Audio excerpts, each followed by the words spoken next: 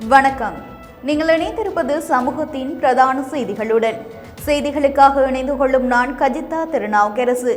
விரிவான செய்திகளுக்கு முன்னதாக இன்றைய தலைப்புச் செய்திகள். சிறைகளில் தொடரும் மோதல்கள், பலன்சினவுக்கு நீதவான் விஜயம். அனைத்து சிறைகளிலும் முப்படை பாதுகாப்பு தீவிரம். தமிழ் அரசியல் கைதிகள் விடுதலை பெற அரசு உடனடியாக நடவடிக்கை எடுக்க வேண்டும். முருகையா கோமகன் கோரிக்கை. இலங்கை சிறைகளில் தமிழக மீனவர்களின் உயிருக்கு ஆபத்து. இந்திய வெளியுறவு அமைச்சருக்கு அவசர கடிதம். செப்டம்பர் முதல் கொழும்பு மெட்ரோ பேருந்து சேவை முழுமையாக இயங்கும். அமைச்சர் விமல் ரட்நாயக்க அறிவிப்பு. 2026 உயர்தர பரீட்சைகள் தொடர்பில் பரீட்சைகள் திணைக்களம் விசேட அறிவிப்பு. පහතෙනි ශිෂ්‍යත්ව විභාගය සඳහා සියලුම උපකාරක පන්ති පැවැත්වීම අගෝස්තු 5 වෙනි දින මධ්‍යම රාත්‍රී 12. லங்கா சதோஷ நற்செய்தி. 10 அத்தியாவசிய உணவுப் பொருட்களின் விலைகள் அதிரடியாக குறைப்பு. பிரகீத் எக்னிகுட கடத்தல் வழக்கு சாட்சிய பதிவு விசாரணை 20ஆம் தேதிக்கு ஒத்திவைப்பு. සිට 118 දක්වා සාකි ටික ඒකෙන් ඒ සාකිකාරයන් සියලුම දෙනා ඇවිල්ලා හිටියා. மத்திய மலை நாட்டில் கொட்டி தீர்க்கும் கனமழை. வான்கதவுகள் திறப்பு. களனி, மகாவலி, கங்கை கரையோர மக்களுக்கு வெள்ள அபாய எச்சரிக்கை. இலங்கையில் தீவிரமடையும் தென்மேற்கு பருவமழை. 5 மாகாணங்கள் மற்றும் திருகோணமலைக்கு ஆரஞ்ச் நிற எச்சரிக்கை. வலை வீசும் ஹாய் மெசேஜ் நிர்வாண வீடியோவால் பிளாக்மெயில். சோஷியல் மீடியா பயனர்களுக்கு SLCRT அவசர எச்சரிக்கை. அவை எமது தலைப்புச் செய்திகள். இனி தொடர்பான விரிவான செய்திகள்.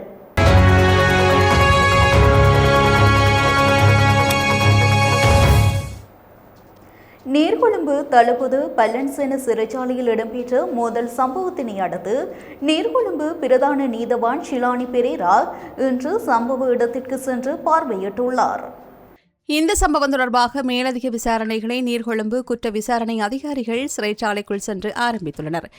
இதேவேளை புதிய மெகசின் சிறைச்சாலையில் உயிரிழந்த கைதியின் பிரேத பரிசோதனை இன்றைய தினமும், குறிப்பிட்ட சிறைச்சாலையில் உயிரிழந்த 2 கைதிகளின் பிரேத பரிசோதனைகள் நாளை மறுதினமும் இடம்பெறவுள்ளன. அமைதியின்மை மற்றும் மோதல்கள் பதிவான குறிப்பிட்ட மற்றும் பல்லன்சின சிறைச்சாலைகள் உட்பட நாட்டின் அனைத்து சிறைச்சாலைகளின் பாதுகாப்பு தற்போது முழுமையாக உறுதிப்படுத்தப்பட்டுள்ளது என்று சிறைச்சாலைகள் திணைக்களம் தெரிவித்துள்ளது. இதற்கமைய அசம்பாவிதங்கள் மீண்டும் ஏற்படுவதை தடுக்கும் பொருட்டு காவல்துறையினர், காவல்துறை விசேட அதிரடிப்படையினர் மற்றும் முப்படையினர் தொடர்ந்தும் சிறைச்சாலைகளின் பாதுகாப்பு பணிகளில் ஈடுபடுத்தப்பட்டுள்ளனர். பாரிஸ் வாழ் மக்களே, உங்களின் பேராதரவை பெற்ற கல்யாணி மற்றும் அன்னபூரணி தயாரிப்புகள் இப்போது 2 கிளைகளிலும். பிடி கேஷன் கரி லாச்சப்பல், பிடி சூப்பர் ஸ்டோர் ஹார்லி கோனஸ். இலங்கை சிறைகளில் நிலவும் அசாதாரண சூழ்நிலைகள் காரணமாக அச்சமடைந்துள்ள தமிழ் அரசியல் கைதிகளின் பெற்றோர் இன்றைய தினம் கொழும்பு மெகசின் மற்றும் வெலிக்கடை சிறைச்சாலைகளுக்கு சென்று தமது பிள்ளைகளை பார்வையிட்டனர். இதன்போது குரலற்றவர்களின் குரல் அமைப்பின் செயற்பாட்டாளரும் முன்னாள் அரசியல் கைதியுமான முருகையா கோமகனும் அவர்களுடன் உடனிருந்தார். சிறைச்சாலைகளில் போலீசாரும் இராணுவத்தினரும் பாதுகாப்பில் ஈடுபடுத்தப்பட்டிருந்தாலும் அரசியல் கைதிகளின் பாதுகாப்பு தொடர்ந்தும் கேள்விக்குறியாகவே உள்ளதாக அவர் தெரிவித்தார். அண்மையில் புதிய மெகசின் சிறையில் ஏற்பட்ட அசாதாரண சூழலில் ஒருவர் உயிரிழந்த சம்பவத்தையும் கடந்த கால கசப்பான அனுபவங்களையும் சுட்டிக்காட்டிய அவர் கைதிகளும் அவரது பெற்றோரும் மிகுந்த அச்சத்தில் இருப்பதாக கூறினார். ஜனாதிபதி தேர்தல் பிரச்சாரத்தின் போது தேர்தல் விஞ்ஞாபனத்திலும் அளிக்கப்பட்ட வாக்குறுதியின்படி நீண்டகால சிறையில் உள்ள தமிழ் அரசியல் கைதிகளை ஜனாதிபதி உடனடியாக விடுதலை செய்ய வேண்டும். தமிழ் மக்களின் வாக்குகளை பெற்று பதவியேற்ற பிரதிநிதிகள் வெறும் பார்வையாளர்களாக இராமல் கைதிகளின் விடுதலைக்காக அரசாங்கத்திற்கு வலுவான அழுத்தம் கொடுக்க வேண்டும். சிறைச்சாலை விவகாரங்களை கையாள நியமிக்கப்பட்ட குழுவின் அறிக்கைகள் ஏற்கனவே நீதி அமைச்சிடம் ஒப்படைக்கப்பட்டுள்ளன. அசம்பாவிதங்களை தடுக்க அந்த அறிக்கைகளில் உள்ள பரிந்துரைகளை விரைவாக நடைமுறைப்படுத்த வேண்டும். 2 அரசியல் கைதிகளுக்கு பிணை வழங்கப்பட்டதாக வெளியாகும் செய்திகள் முழுமையானவை அல்ல. அவர்களுக்கு ஒரு வழக்கில் மட்டும் பிணை கிடைத்துள்ளது. பிற நீதிமன்றங்களில் நிலுவையில் உள்ள வழக்குகளுக்கான விசாரணை அக்டோபர் மாதமே வருவதால் அவர்கள் இன்று சிறையிலேயே தொடர்கின்றார்கள் என்றும் அவர் தெரிவித்தார். இலங்கை சிறைச்சாலைகளில் தடுத்து வைக்கப்பட்டுள்ள தமிழக கடற்றொழிலாளர்களின் உயிருக்கான பாதுகாப்பு உத்தரவாதங்களை இலங்கை மற்றும் இந்திய அரசாங்கங்கள் உடனடியாக உறுதிப்படுத்த வேண்டும் என இலங்கை தேசிய பாரம்பரிய கடற்றொழிலாளர்கள் கூட்டமைப்பு வலியுறுத்தியுள்ளது. இந்த கூட்டமைப்பின் தலைவர் நல்லதம்பி இந்திய வெளிவிவகார அமைச்சருக்கு அனுப்பி வைத்துள்ள மின்னஞ்சல் கடிதத்தில் எல்லை தாண்டிய குற்றச்சாட்டின் கீழ் ராமேஸ்வரத்தைச் சேர்ந்தவர்கள் உட்பட பல தமிழக கடற்தொழிலாளர்கள் இலங்கை சிறையில் அடைக்கப்பட்டுள்ளார்கள். அண்மை காலமாக இலங்கை சிறைச்சாலைகளில் வன்முறை சம்பவங்கள் அதிகரித்து வருவதால் கைதிகளாக உள்ள மீனவர்கள் உயிருக்கு பாதுகாப்பற்ற சூழல் நிலவுகின்றது. நேற்று காற்றின் வேகம் காரணமாக கரையொதுங்கிய படகிலிருந்து கைது செய்யப்பட்ட 11 தமிழக கடற்தொழிலாளர்கள் யாழ்ப்பாணம் சிறைச்சாலையில் அடைக்கப்பட்டுள்ளார்கள். சிறைகளில் நடக்கின்ற வன்முறைகளால் அங்குள்ள அங்குள்ள தமிழக மீனவர்கள் நிலை என்னாகுமோ என்ற கடும் பீதியிலும் அச்சத்திலும் அவர்களது குடும்பத்தினர் உள்ளார்கள். எனவே இலங்கை சிறைகளில் உள்ள இந்திய மீனவர்களின் பாதுகாப்பில் இரு நாட்டு அரசாங்கங்களும் விசேட கவனம் செலுத்த வேண்டும் என்றும் அவர்களுக்கு ஏதேனும் அசம்பாவிதங்கள் ஏற்பட்டால் இந்த இரு அரசாங்கங்களே முழு பொறுப்பையும் ஏற்க வேண்டும் என்றும் அவர் எச்சரித்துள்ளார். கொழும்பு மெட்ரோ போக்குவரத்து பேருந்து வலையமைப்பு வரும் செப்டம்பர் மாதம் முதல் முழுமையாக செயல்படும் என்று போக்குவரத்து அமைச்சர் பிமல் ரத்நாயக்க தெரிவித்துள்ளார். கொழும்பு நகரம் மற்றும் அதன் முக்கிய புறநகர் பகுதிகளை இணைக்கும் வகையில் திட்டமிடப்பட்டுள்ள புதிய வழித்தட வரைபடத்தையும் அமைச்சர் வெளியிட்டார். மகும்புர, மில்லியம் சிட்டி, கடவத்தை, பாணந்துறை, ஏகல மற்றும் கெஸ்பெவ ஆகிய முக்கியமான போக்குவரத்து மையங்கள், கொழும்பு இணைக்கும் சேவைகளும், கொல்லுப்பட்டி நகர சுற்று சேவையும் இதில் அடங்கும். நவீன தொழில்நுட்ப வசதிகள் கொண்ட பேருந்து சேவையின் மூலம் கொழும்பு மற்றும் அதனை சுற்றியுள்ள பிராந்தியங்களில் பொது போக்குவரத்து கட்டமைப்பை மேலும் வலுப்படுத்துவதையும் பயணிகள் பயணத்தை இலகுபடுத்துவதையும் இந்த திட்டம் நோக்கமாக கொண்டுள்ளமை குறிப்பிடத்தக்கது. 2026ஆம் ஆண்டுக்கான காபோத உயர்தர பரீட்சைகள் தொடர்பிலான விசேட ஊடகவியலாளர் சந்திப்பொன்று இலங்கை பரீட்சை திணைக்களத்தில் இன்று நடைபெற்றது. இந்த மாநாட்டில் கருத்து தெரிவித்த பரீட்சைகள் ஆணையாளர் நாயகம் இந்திகா குமார் லியனகே பரீட்சைக்கான ஏற்பாடுகள் மற்றும் பரீட்சார்த்திகளுக்கான முக்கிய அறிவுறுத்தல்களை வெளியிட்டார். கல்வி பொதுத்தராதர உயர்தர பரீட்சை ஆகஸ்ட் 10ஆம் தேதி ஆரம்பமாகி செப்டம்பர் 5ஆம் தேதி வரையில் இடம்பெறவுள்ளது. இதற்காக 3,72,310 விண்ணப்பதாரர்கள் தோற்றவுள்ளனர். பரீட்சையை முன்னிட்டு ஆகஸ்ட் 4ஆம் தேதி நள்ளிரவு முதல் அனைத்து விதமான மேலதிக வகுப்புகளுக்கும் தடை விதிக்கப்பட்டுள்ளது. பரீட்சார்த்திகளுக்கு தேசிய அடையாள அட்டை கட்டாயமானது. அடையாள அட்டை தவறவிடப்பட்டிருந்தால் பாடசாலை அதிபர் அல்லது கிராம உத்தியோகத்தர் ஊடாக உறுதிப்படுத்தப்பட்ட தற்காலிக அடையாள அட்டைகளை பயன்படுத்தலாம். பரீட்சை அனுமதி பத்திரத்தை திணைக்களத்தின் உத்தியோர்வு இணையதளத்திலிருந்து பதிவிறக்கம் செய்து கொள்ள முடியும் என்று தெரிவித்தார். මේ විභාගයේ මුලින්ම පැවැත්වෙන්නේ දෙවෙනි ප්‍රශ්න පත්‍රය සඳහා පැය 1යි විනාඩි 15ක කාලයක් තිබෙනවා. විභාගය 9:30ට ආරම්භ වෙලා 10:45ට තමයි දෙවෙනි පත්‍රය අවසන් වෙන්නේ. ඉන් අනතුරුව කෙටි විවේක කාලයකින් පසු පළවෙනි පත්‍රය දරුවන්ට ලබා දෙන්නේ. பொதுமக்களுக்கு நிவாரணம் அளிக்கும் வகையில் 10 நிறுவனம் அத்தியாவசிய உணவுப் பொருட்களின் விலைகளை இன்று முதல் அமலுக்கு வரும் வகையில் லங்கா சதோசோ குறைத்துள்ளது. வர்த்தக, வாணிப, உணவு பாதுகாப்பு மற்றும் கூட்டுறவு அபிவிருத்தி அமைச்சின் அறிவுறுத்தல்களுக்கு அமைவாக இந்த தீர்மானம் எடுக்கப்பட்டதாக லங்கா சதோஷ உத்தியோகமாக அறிவித்துள்ளது. குறைக்கப்பட்ட புதிய விலைகளின்படி வெள்ளைப்பூண்டு ரூபாய் 649ஆகவும், பெரிய வெங்காயம் ரூபாய் 224ஆகவும், உருளைக்கிழங்கு ரூபாய் 239ஆகவும், நிலக்கடலை ரூபாய் 869ஆகவும், வெள்ளைப்பச்சை அரிசி ரூபாய் 187ஆகவும் புதிய விலைகள் நிர்ணயிக்கப்பட்டுள்ளன.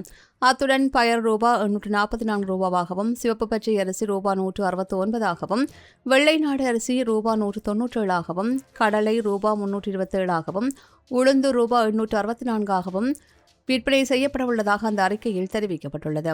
இதன்படி வாடிக்கையாளர்கள் நாடு முழுவதிலும் உள்ள அனைத்து லங்கா சதோஷ விற்பனை நிலையங்களிலிருந்தும் தெரிவு செய்யப்பட்ட அத்தியாவசிய பொருட்களை குறைந்த விலையில் பெற்றுக்கொள்ள முடியும். திருத்தப்பட்ட விலைகள் குறித்த தகவல்கள் உள்ளடக்கிய உத்தியோர்ப்பு அறிவிப்பும் வெளியிடப்பட்டுள்ளது. Blue ocean group of companies இலங்கையின் வளர்ச்சியோடு உங்கள் வாழ்க்கையையும் உயர்த்துகிறோம். கடத்தப்பட்டு காணாமலாக்கப்பட்டு சிரேஷ்ட ஊடகவியலாளரும் அரசியல் ஆய்வாளருமான பிரகீத் எக்னலிகொடவின் வழக்கு விசாரணை விஜயராம விசேட மூவர் அடங்கிய மேல் நீதிமன்ற நீதிபதிகள் குழாம் முன்னிலையில் மீண்டும் விசாரணைக்கு எடுத்துக் கொள்ளப்பட்டது. விசாரணையின் போது நீதிமன்றத்திற்கு அழைக்கப்பட்டிருந்த 117ஆம் இலக்க சாட்சியத்தின் வாக்குமூலம் பதிவு செய்கின்ற நடவடிக்கைகள் தொடங்கப்பட்டன. வழக்குடன் நேரடியாக தொடர்பில்லை என்று கருதப்பட்ட ஏனைய சாட்சிகளை நீதிமன்றம் விடுவித்தது. வரும் 20ஆம் தேதிக்கு ஒத்திவைக்கப்பட்டுள்ள நிலையில் அன்றைய தினம் 117இன் முதல் சாட்சியின் வழக்கு பதிவு தொடரும் என்றும் 4ஆம் இலக்க சாட்சி ஆஜராகுமாறு நீதிமன்றம் உத்தரவிட்டுள்ளது. கடந்த 2010ஆம் ஆண்டு ஜனவரி 24ஆம் தேதி கோமாகம பகுதியில் வைத்து பிரகீத் எக்னலிகொட கடத்தப்பட்டு காணாமலாக்கப்பட்டார். குற்றப்புலனாய்வு திணைக்களத்தின் விசாரணைகளை தொடர்ந்து ராணுவ புலனாய்வு பிரிவைச் சேர்ந்த சிலர் கைது செய்யப்பட்ட நிலையில் வழக்கினை விரைவுபடுத்த விசேட மூவரடங்கிய நீதிபதிகள் குழாம் விசாரணைகளை தொடர்ச்சியாக முன்னெடுத்து வருகின்றது. අද දින සාක්ෂි තුනක් ඇඳවලා තිබුණා. ඒ 115 සිට 118 දක්වා සාක්ෂි ටික ඒකෙන් ඒ සාක්ෂිකරුවන් සියලුම දෙනා ඇවිල්ලා හිටියා. 117 වෙනි සාක්ෂිකරුවාගේ සාක්ෂිය ගත්තා. අනිත් සාක්ෂිකරුවන් දෙන්නා මුදා හැරියා. නඩුවට අදාළ නැහැ කියලා ඒ සාක්ෂි වලින් මුදා හැරියා. 2006ஆம் ஆண்டு மூதூரில் படுகொலை செய்யப்பட்டு பட்டினிக்கு எதிரான சர்வதேச அமைப்பின் 17 தன்னார்வ தொண்டர்களின் 20வது ஆண்டு நினைவேந்தல் நிகழ்வு இன்று மூதூரில் உள்ள தனியார் மண்டபம் ஒன்றில் உணர்வு பூர்வமாக இடம்பெற்றது. உயிரிழந்தவர்களின் குடும்பத்தினரும் பொதுமக்களும் இணைந்து ஏற்பாடு செய்திருந்த இந்த நிகழ்வில் படுகொலை செய்யப்பட்ட 17 ஊழியர்களின் உருவப்படங்களுக்கு மலர் தூவி தீபமேற்றி அஞ்சலி செலுத்தப்பட்டது. அதனைத் தொடர்ந்து அனர்த்தம் இடம்பெற்ற இடத்திற்கு நேரடியாக சென்ற உறவினர்களும் பொதுமக்களும் மெழுகுவர்த்தி ஏற்றி நினைவஞ்சலி செலுத்தினர். இந்த நிகழ்வில் மட்டக்களப்பு மாவட்ட நாடாளுமன்ற உறுப்பினர்களான ஸ்ரீநேசன், மருத்துவர் ஸ்ரீநாத் மற்றும் வேலன் சுவாமிகள் மற்றும் இந்து மத தலைவர்கள் உட்பட பெருந்திரளான பொதுமக்கள் கலந்து கொண்டு அஞ்சலி செலுத்தினர்.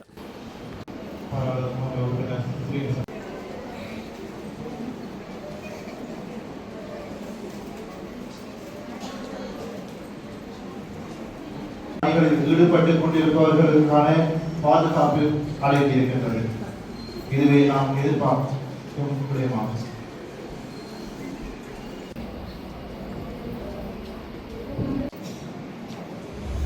தென்மேற்கு பருவமழை தீவிரமடைந்துள்ளதன் காரணமாக நாட்டின் 5 மாகாணங்கள் மற்றும் திருகோணமலை மாவட்டத்தில் பலத்த காற்று வீசக்கூடும் என வளிமண்டலவியல் திணைக்களத்தின் இயற்கை பேரிடர் முன்னெச்சரிக்கை மையம் ஆரஞ்சு நிலை எச்சரிக்கையை விடுத்துள்ளது.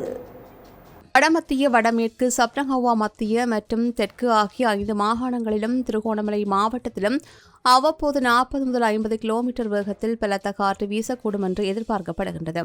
இன்று காலை 11:30 மணிக்கு வெளியிடப்பட்ட இந்த சிவப்பு ஆரஞ்சு எச்சரிக்கை அறிவிப்பானது நாளை காலை 11:30 வரையில் செல்லுபடியாகும் என்று குறிப்பிடப்பட்டுள்ளது.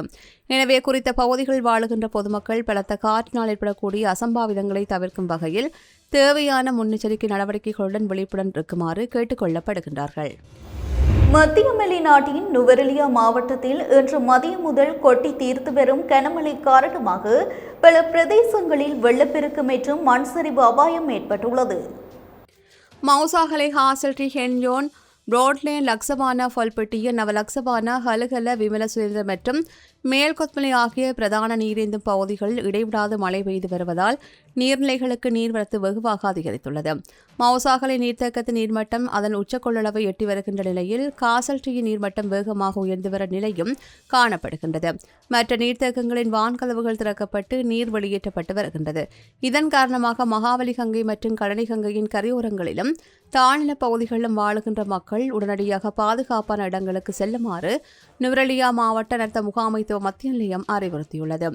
சாமிமலை ஓயா, மறை ஓயா, ஹாட்மோர் ஓயா, ஹெசல்கமோ ஓயா, ஹட்டன் ஓயா, பொடாய்ஸ் ஓயா உட்பட மாவட்டத்தில் உள்ள அனைத்து ஓடைகள் மற்றும் நீர்வீழ்ச்சிகளில் வெள்ளப்பெருக்கு ஏற்பட்டுள்ளது.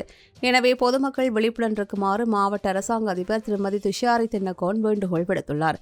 சிவனடி பாதமலை பகுதியில் மண்சரிவு ஏற்பட்டுள்ளதால் உள்நாட்டு மற்றும் வெளிநாட்டு சுற்றுலா பயணிகள் மலைக்கு செல்வதையும் தவிர்க்குமாறு ஹட்டன் போலீஸ் சத்தியஜகர் தெரிவித்துள்ளார். தொடர்மழை காரணமாக மலையக பெருந்தோட்ட தொழிலாளர்களின் இயல்பு வாழ்க்கையும் முடங்கியுள்ளது. விவசாயிகள் மற்றும் பண்ணையாளர்கள் பெரும் அசௌகரியங்களுக்கு உள்ளாகியுள்ளமையும் குறிப்பிடத்தக்கது. ராயல்டி என்ஜினியரிங் வழங்கும் நவீன அடுக்குமாடி குடியிருப்புகள் இப்போது விற்பனைக்கு. Colombo 6 Wellawatte bus line hall ரோட்டுக்கு மிக அருகாமையில். ஃபேஸ்புக், மெசேஞ்சர், இன்ஸ்டாகிராம் மற்றும் வாட்ஸ்அப் ஆகிய சமூக வலைதளங்களை பயன்படுத்தி செயல்படுத்தப்படும் பேராபத்தான கப்பம் கோரும் மோசடிகள் குறித்து விழிப்புடன் இருக்குமாறு இலங்கை கணனி அவசர பதிலளிப்பு மன்றம் எச்சரித்துள்ளது.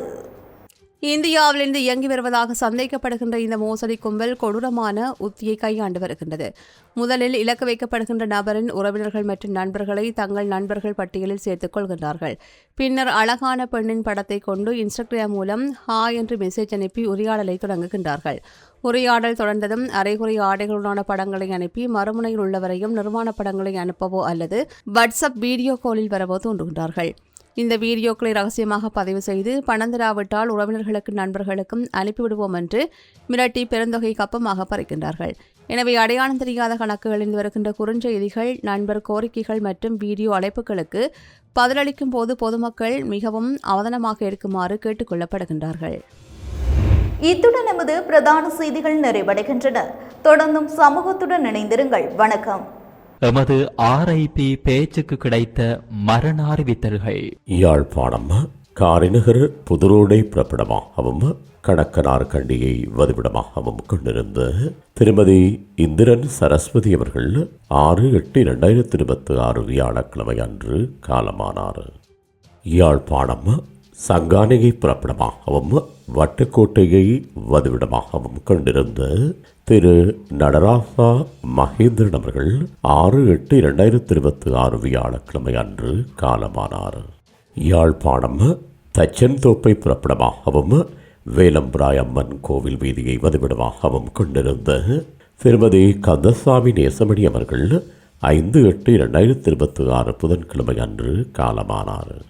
யாழ்ப்பாணம் இமயானன் மேற்கு உடுப்பிட்டியை பிறப்பிடமாகவும் வதிவிடமாகவும் கொண்டிருந்த திரு சேனாதிராஜா ரவீந்திரநாதன் அவர்கள் 5/8/2026 புதன்கிழமை அன்று காலமானார். மேலே அறிவிக்கப்பட்ட அனைத்து மரண அறிவித்தல் இறுதிக்கிரியை பற்றிய தகவல்களை அறிந்து கொள்ள ரிப் பேஜை பார்வையிடுங்கள். இதற்கான லிங்க் கீழிருக்கும் டிஸ்கிரிப்ஷனில் பார்வையிடலாம். இது போன்ற செய்திகளை தெரிந்து கொள்ள சமூகம் நியூஸ் சேனலை சப்ஸ்கிரைப் செய்து அருகில் உள்ள பெல் பட்டனை கிளிக் செய்யுங்கள். மேலும் இது போன்ற செய்திகளை உடனுக்குடன் தெரிந்து கொள்ள சமூகமீடியா.com என்ற இணையதளத்தின் வாயிலாகவும் எங்களுடன் இணைந்திருங்கள்.